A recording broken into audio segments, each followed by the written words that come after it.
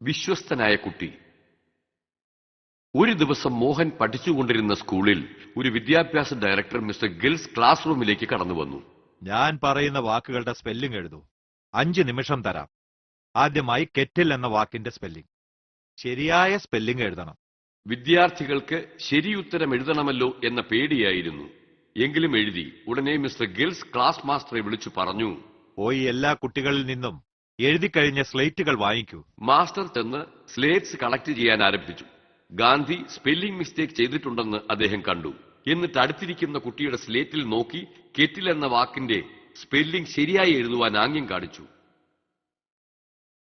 പക്ഷേ ഗാന്ധി അത് നിരസിച്ചു. മിസ്റ്റർ ഗിൽസ് പോയതിനു ശേഷം ക്ലാസ് മാസ്റ്റർ ഗാന്ധിയോട് ചോദിച്ചു, ഗാന്ധി, നീ എന്താ നോക്കി എഴുതാഞ്ഞത്? ഞാൻ ആംഗ്യം കാണിച്ചതല്ലേ? അത് നീ ശ്രദ്ധിച്ചല്ലോ. പിന്നെന്താ തെറ്റിച്ചെഴുതിയത്? ഞാൻ ശ്രദ്ധിച്ചു മാസ്റ്റർ, പക്ഷേ ഞാൻ അങ്ങനെ കോപ്പി അടിക്കില്ല. കെറ്റിൽ എന്ന വാക്ക് തെറ്റിച്ചെഴുതിയ ഒരേ ഒരു കുട്ടി നീയാ.